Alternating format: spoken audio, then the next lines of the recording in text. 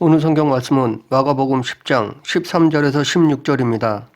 사람들은 예수님께서 자기 아이들을 만져주심을 바랬습니다. 그래서 아이들을 데리고 예수님께 나왔습니다. 당시 유대 사회에서는 사람들로부터 존경받는 랍비에게 어린아이를 데리고 가서 축복받는 풍습이 있었습니다. 이런 풍습은 자기 자녀들이 그 랍비처럼 훌륭한 사람이 되기를 바라는 마음에서 나온 것이었습니다. 그 풍습대로 사람들은 어린아이를 예수님께 데리고 나와 만져주기를 바랬던 것입니다. 직접 아이에게 안수기도 해주기를 바랬던 것입니다. 그러나 제자들은 아이들을 데리고 나오는 사람들을 꾸짖었습니다. 예수님은 그런 제자들을 보시고 책망하셨습니다. 왜냐하면 제자들의 그러한 행동 이면에는 세속적인 권위의식이 있었기 때문입니다. 제자들은 사람들이 자신들의 허락을 받지 않고 아이들을 예수님께 데리고 오니까 화가 난 것이었습니다. 제자들은 자기들이 예수님의 측근이며 장차 예수님이 왕위에 오르면 자기들도 높은 자리에 앉을 것인데 왕을 뵙기 위해서는 여러 단계를 거쳐야 하듯이 자기들을 거쳐 예수님께 올 수 있다고 생각했던 것입니다. 그래서 그들의 행동은 자신들을 무시하는 것으로 받아들였던 것입니다. 예수님은 세상적인 권위의식에 사로잡혀서 당신의 뜻과는 상반되게 행동하는 제자들을 보시고 화가 나신 것입니다. 예수님은 마가복음 9장 35절에서 어린아이를 데려다가 세우시며 아무든지 첫째가 되고자 하면 뭇사람의 끝이 되며 뭇사람을 섬기는 자가 되어야 하리라 라고 가르쳐 주셨습니다. 이 가르침이 있은 지 얼마 지나지 않아 그들은 이 말씀을 잊어버리고 세상적인 권위의식에 사로잡혔던 것입니다. 이러한 제자들에 대한 속상함, 안타까움을 드러내신 것입니다. 이 권위주의는 자기에게만 특별한 권위가 있다고 생각하여 그 권위로 남 위에 군림하려는 것입니다. 이런 권위주의에 빠진 사람은 하나님 말씀에 순종하지 못합니다. 예수님처럼 이웃을 사랑하지 못합니다. 오히려 그 반대로 예수님을 섬기는데 회방하는 자가 되고 맙니다. 그렇기 때문에 그리스도인은 신앙 연륜이 더할수록 교회 안에서의 권위의식을 조심해야 합니다. 특히 목회자에게서 이런 위험은 더 크게 작용합니다. 교회뿐 아니라 어느 조직이나 단체에는 오래 있는 자들은 무의식 중에 권위의식이 있을 수 있습니다. 의도하지 않아도 부지 중에 이런 권위의식이 나올 수 있습니다.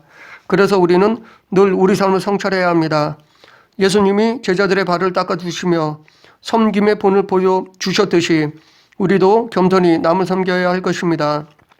예수님은 제자들에게 어린 아이들이 내게 오는 것을 용납하고 금하지 말라. 하나님의 나라가 이런 자의 것이니라 라고 말씀하셨습니다.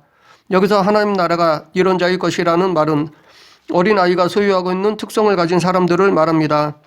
다시 말해 어린 아이 같은 믿음을 가진 자들을 의미합니다. 그런데 성경에는 이렇게 어린 아이에 대한 긍정적인 말씀만 있는 것이 아닙니다. 이와 대조되는 부정적인 말씀도 있습니다.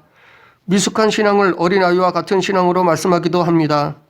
고린도전서 13장 11절에서 바울은 내가 어렸을 때에는 말하는 것이 어린아이와 같고 깨닫는 것이 어린아이와 같고 생각하는 것이 어린아이와 같다가 장성한 사람이 되어서는 어린아이의 일을 버렸노라 라고 하였습니다.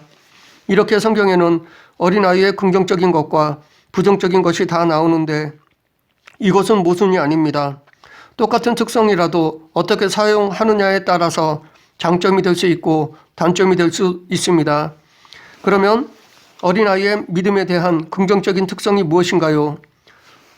어린아이는 의심하지 않고 그대로 믿는 순수함을 가지고 있으며 전적으로 부모를 의존하고 절대 순종하는 특성이 있습니다.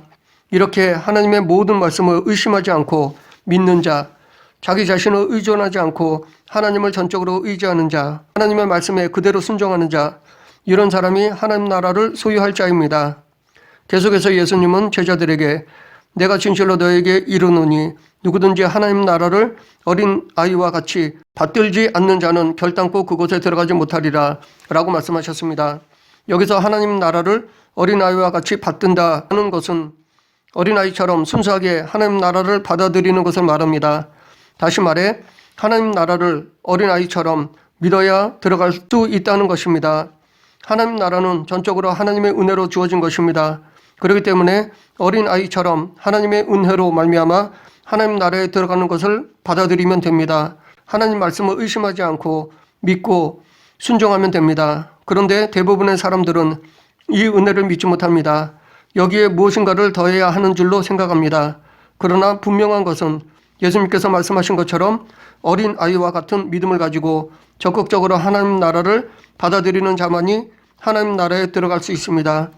하나님 나라는 어린아이처럼 자신의 전적 무능력을 깨닫고 오직 하나님만 의지하고 그의 말씀을 믿고 순종하는 자만이 소유하는 것입니다. 지금까지 본문을 통해 어린아이의 특징에 대해 살펴보았습니다. 어린아이들의 특징은 한마디로 순수하다는 것입니다. 비록 모든 인간은 전적으로 타락한 존재이지만 그나마 어린아이들은 어른들보다는 더 순수합니다. 믿음에 대해서도 어린아이는 어른보다 더 순수합니다. 이렇게 순수함은 우리가 아이들에게 배워야 합니다. 그런데 성경에는 어른임에도 불구하고 어린 아이들처럼 순수한 믿음을 소유한 사람들이 있습니다. 그 예들을 살펴보면 아브라함은 창세기 12장에 보면 하나님은 아브라함에게 너는 너희 고향 친척과 아버지의 집을 떠나 내가 내게 보여줄 땅으로 가라. 내가 너로 큰 민족을 이루고 내게 복을 주어 내 이름을 창대하게 하리니 너는 복이 될지라 라고 말씀하셨습니다. 그러자 아브라함은 곧 떠났습니다. 하나님의 말씀만 믿고 길을 떠났습니다. 히브리서 기자는 그런 아브라함을 믿음으로 아브라함은 부르심을 받았을 때 순종하여 장래의 유업으로 바를 땅에 나아갈새 바를 알지 못하고 나아갔으며 라고 말하고 있습니다. 아브라함은 무엇을 알고 간 것이 아니라 오직 하나님 말씀만 믿고 의지하고 나아간 것입니다. 우리가 잘 알듯이 이 당시에 고향을 떠난다는 것은 쉬운 것이 아닙니다. 이것은 안정된 삶을 포기하는 것과 마찬가지였습니다. 어쩌면 목숨마저도 온전하게 보장받지 못하는 상황이 될 수도 있습니다. 그렇기 때문에 굳이 고향을 떠나는 모험을 할 필요가 없는데도 아브라함은 하나님의 말씀만 믿고 길을 떠났던 것입니다. 이처럼 아브라함은 순수한 믿음이 있었습니다. 이뿐 아니라 100세 때 얻은 아들을 하나님께서 번제로 바치라고 하셨을 때도 아브라함은 조금도 지체하지 않고 그대로 순종했습니다. 3일 동안 걸어가면서도 마음이 변하지 않았을 뿐 아니라 하나님께 조금도 불평이나 불만도 품지 않았습니다. 이렇게 아브라함은 하나님이 시키면 시키는 대로 하는 순수한 믿음이 있었습니다. 다음은 사르밧 과부입니다. 열왕기상 17장 8절부터 24절에 보면 엘리야는 아합 왕에게 내가 섬기는 이스라엘 하나님 여호와께서 살아계심을 두고 맹세하노니 내 말이 없으면 수년 동안 비도 이슬도 있지 아니하리라 라고 말하고 나서 하나님 말씀대로 요단 앞 그릿시냇가에 숨었습니다. 그곳에서 까마귀가 가져다주는 떡과 고기를 먹으며 시냇물을 마시며 살았습니다. 그런데 가뭄이 너무 심하여 시냇물도 말라버렸습니다. 그래서 엘리야는 하나님 말씀대로 사르밧으로 갔습니다. 사르밧에 이르렀을 때 한 과부가 나뭇가지를 줍고 있었는데 엘리야는 그녀에게 물과 떡을 가져오라고 했습니다. 그러자 그녀는 자기 아들과 함께 먹고 죽을 가루 한 움큼과 기름 조금밖에 없다고 대답했습니다. 그런데 오히려 엘리야는 뻔뻔스럽게도 그것으로 자기를 위해 떡을 만들어 오라고 했습니다. 그러면서 여인에게 앞으로 하나님께서 통에 가루가 떨어지지 않게 하시고 병에 기름이 없어지지 않게 하실 것이라고 말했습니다. 그녀는 엘리야가 전한 하나님의 말씀을 조금도 의심하지 않고 믿고 순종했습니다. 하나님의 말씀을 믿고 그녀는 자기의 전부를 엘리야에게 주었습니다. 이렇게 그녀는 이방인임에도 불구하고 순수한 믿음이 있었습니다. 세 번째, 마리아와 요셉입니다. 누가복음 1장 26절부터 28절에 보면 마리아에게 가브리엘 천사가 찾아왔습니다. 그리고 마리아에게 보라 내가 잉태하여 아들을 낳으리니 그 이름을 예수라 하라 라고 하였습니다. 그 말을 들은 마리아는 황당하여 나는 남자를 알지 못하니 어찌 이 일이 있으리이까 라고 반문했습니다. 그러자 가브리엘은 마리아가 성령으로 잉태될 것과 하나님의 모든 말씀은 능하지 못하심이 없으시다 라고 말했습니다. 마리아는 가브리엘의 말을 듣고 주의 여종이 오니 말씀대로 내게 이루어지리이다 라고 하나님의 말씀을 받아들였습니다. 당시 여자가 혼인 전에 수태하면 엄청난 문제가 발생했습니다. 약혼이 파혼되는 것은 물론이고 부정한 여인으로 몰려 그 가정은 멸시와 지탄을 받고 본인은 돌에 맞아 죽어야 했습니다.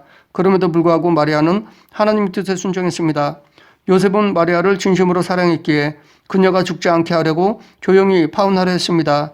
마태는 그것을 마태복음 1장 19절에서 그녀의 남편 요셉은 의로운 사람이라 그를 드러내지 아니하고 가만히 꿈고자 했다라고 밝히고 있습니다.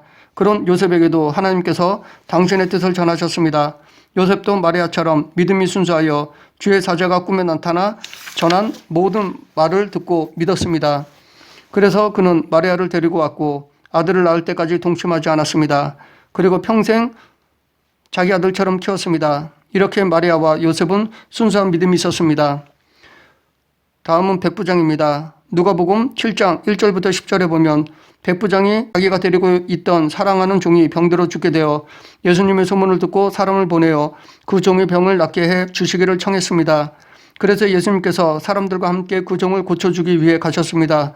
그런 중에 백부장은 다시 벗을 보내어 주여 수고하지 마옵소서, 내 집에 들어오심을 나는 감당하지 못하겠나이다. 그러므로 내가 주께 나아가기도 감당하지 못할 줄을 알았나이다. 말씀만 하사 내 하인을 낫게 하소서라고 간구했습니다. 백부장은 예수님의 말씀의 능력을 믿었습니다. 예수님이라면 아무런 신체적 접촉이 없이 말씀만으로도 얼마든지 병을 고쳐주실 수 있다고 믿었습니다. 동족 유대 종교 지도자들도 믿지 않는 예수님의 능력을 이방인인 백부장은 믿었습니다. 그는 조금도 의심치 않고 예수님의 능력을 확신했습니다. 이처럼 백부장은 순수한 믿음이 있었습니다. 다음은 베드로입니다. 누가복음 5장 1절부터 11절에 보면 예수님은 밤새 고기를 잡지 못하고 허탕친 베드로에게 깊은 데로 가서 그물을 내려 고기를 잡으라고 말씀하셨습니다. 베드로는 우리들이 밤이 새도록 수고하였으되 잡은 것이 없지만은 말씀에 의지하여 내가 그물을 내리리이다 라고 대답하고 순종했습니다. 그러자 그물이 찢어질 정도로 많이 잡았습니다. 얼마든지 베드로는 예수님의 말씀을 무시할 수 있었습니다. 왜냐하면 그는 업으로 잔뼈가 굵은 사람이었고 예수님은 목수였기 때문입니다. 그리고 예수님이 말씀하신 깊은 곳은 전혀 고기를 잡을 수 없는 곳이었기 때문입니다. 그러나 베드로는 예수님의 말씀을 의심하지 않고 그대로 순종했습니다. 예수님에 대한 순수한 믿음이 있었습니다. 반면에 마태복음 14장 22절부터 33절에 보면 베드로가 예수님이 물 위를 걸어오시는 것을 보고 자기도 걷고 싶어서 주여 만일 주님이시거든 나를 명하사 물 위로 오라 하소서라고 간구했습니다. 예수님은 베드로에게 오라고 하셨습니다. 베드로는 물 위를 걸어서 예수님께로 갔습니다. 그러다가 바람을 보고 무서워하며 물에 빠졌습니다. 처음 베드로는 예수님을 보고 순수한 믿음으로 걸어갔습니다. 그러다가 바람을 보자 이성으로 물 위를 걷는 것이 불가능하다고 생각이 들었고 그로 인해 예수님의 능력을 의심했습니다. 의심하니까 믿음이 작아지고 물에 빠진 것입니다.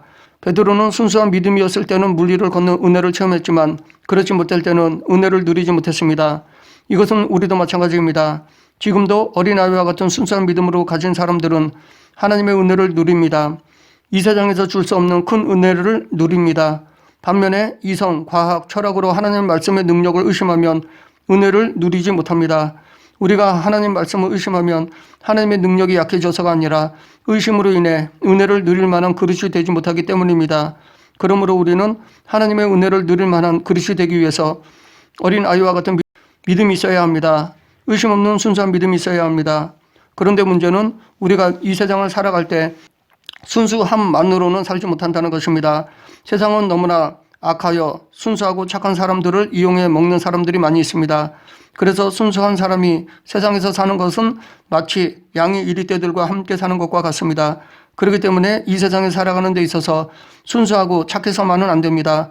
그런 이유로 예수님께서는 마태복음 10장 16절에서 보라 내가 너희를 보냄이 양을 이리 가운데 보냄과 같도다. 그러므로 너희는 뱀같이 지혜롭고 비둘기같이 순결하라 라고 말씀하셨습니다. 이것은 양같은 성도가 이리와 같은 악인들이 많은 세상에서 살아가기 위해서는 순수해서만은 안 되며 뱀같이 지혜로워야 한다는 것입니다. 뱀 하면 제일 먼저 생각하는 것이 창세기 3장에 나오는 사단일 것입니다. 그래서 우리는 뱀을 그리 좋아하지 않는 경향이 있습니다. 그런데 마태복음 10장 16절에서는 뱀을 긍정적으로 말하고 있습니다. 그래서 자칫 이 말씀을 사단과 연결하여 창세기 3장에 나오는 뱀같이 교활하게 악을 행하라는 것으로 오해해서는 안 됩니다. 예수님이 여기서 말씀하신 뱀은 일반적인 뱀을 가리킵니다. 뱀은 위기를 잘 극복하고 숨는 데 명소라고 합니다. 그렇기 때문에 예수님은 순결하게 살되 위기를 만나면 뱀처럼 지혜롭게 잘 극복하라는 의미로 말씀하신 것입니다. 이런 지혜의 예로 예수님은 마태복음 10장 23절에서 이 동네에서 너희를 박해하거든 저 동네로 피하라. 내가 진실로 너에게 이르노니 이스라엘의 모든 동네를 다 다니지 못하여서 인자가 오리라 라고 말씀하셨습니다. 이 말씀은 상황에 따라 피하는 것도 지혜의 한 방법이라는 것입니다. 중국의 소설 중에 36개라는 책이 있습니다. 그런 6가지 비책에 대해서 다룬 역사소설인데 여기서 마지막 비책인 36개 주랭랑이 있습니다.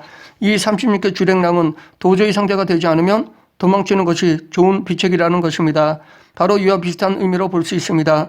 세상 사람들은 성공을 위해서는 수단, 방법을 가리지 않는 경향이 있습니다. 왜냐하면 돈만 있으면, 힘만 있으면 불법도 정당화시킬 수 있다고 생각하기 때문입니다. 이런 사람들과 함께 살아가기 위해서 우리도 예수님처럼 지혜가 필요합니다. 당시 유대 종교 지도자들은 어떻게 해서라도 예수님의 잘못을 찾으려고 했었습니다. 어떤 꼬투리를 잡아서라도 예수님을 공격하려 했습니다. 때론 아주 교묘한 방법으로 예수님을 넘어뜨리려 했습니다. 그러나 예수님은 지혜를 발휘하여 이들의 괴계에 빠지지 않으셨습니다. 마태복음 22장 15절부터 22절에 보면 바리새인들이 어떻게 하면 예수님을 올무에 걸리게 할까 궁리 끝에 이들은 가이사에게 세금을 바치는 것이 옳은지 옳지 않은지를 예수님께 물었습니다. 이 질문에 대해 만약 납세를 찬성하면 매국노로 취급받을 수 있습니다. 그래서 열심당과 바리새인들과 일반 백성들로부터 외면을 당하게 됩니다. 반대로 납세를 반대하면 로마에 고발될 수 있습니다. 그래서 사두개인들, 로마 총독과 헤롯 왕으로부터 정치범으로 몰리게 됩니다. 둘 중 어느 답을 선택하더라도 예수님께는 피해가 옵니다. 이때 예수님은 지혜를 발휘하여 가이사의 것은 가이사에게 하나님의 것은 하나님께 바치라 라고 대답하셨습니다. 이 대답은 어느 올무에도 걸리지 않으면서도 완전한 대답이었습니다. 또 요한복음 8장 1절부터 11절에 보면 서기관과 바리새인들이 음행 중에 잡힌 여자를 끌고 와서 예수님을 시험하고자 선생이여 이 여자가 간음하다가 현장에서 잡혔나이다. 모세가 율법에 이러한 여자를 돌로 치라 명하였거니와 선생은 어떻게 말하겠나이까 라고 재판을 의뢰했습니다. 이 질문에 대해 그 여자를 돌로 치라고 하신다면 로마의 정권을 거스르게 되는 것입니다. 왜냐하면 당시 유대인들에게는 사형 집행권이 없기 때문입니다. 반면에 만일 그 여자를 돌로 치지 말라고 하신다면 모세의 율법을 거스르게 되는 것입니다. 그러나 예수님은 이들의 시험을 아시고 너희 중에 죄 없는 자가 먼저 돌로 치라 라고 대답하셨습니다. 예수님은 지혜를 발휘하여 이들의 시험에 넘어가지 않으셨습니다. 그러면 우리는 예수님 같은 지혜를 어떻게 얻을 수 있을까요? 성경을 읽어야 합니다. 성경은 성령의 감동으로 기록된 것이기에 지혜가 있습니다. 예수님도 하나님 말씀으로 사단의 시험을 이기셨습니다. 이렇게 성경은 지혜의 말씀이기에 바울은 디모데후서 3장 15절 16절에서 또 어려서부터 성경을 알았나니 성경은 능히 너로 하여금 그리스도 예수 안에 있는 믿음으로 말미암아 구원에 이르는 지혜가 있게 하느니라. 모든 성경은 하나님의 감동으로 된 것으로 교훈과 책망과 바르게 함과 의로 교육하기에 유익하니 라고 말했습니다. 다음은 기도해야 합니다.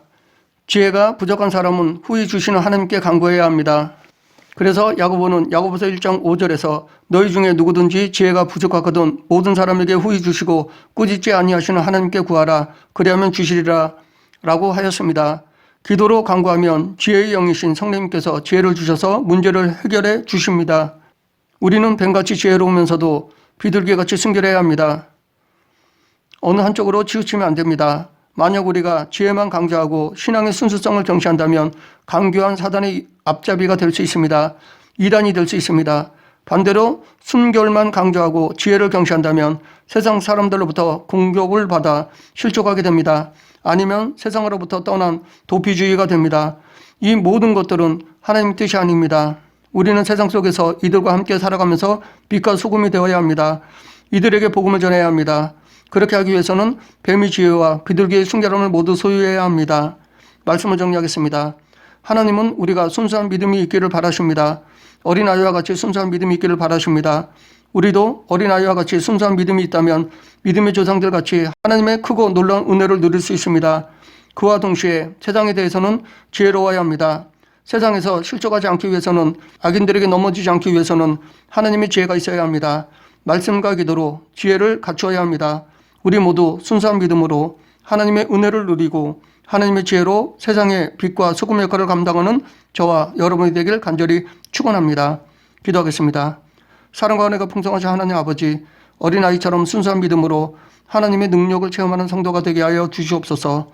그리고 세상에서 빛과 소금이 되게 하여 주시옵소서. 예수님 이름으로 기도드립니다. 아멘.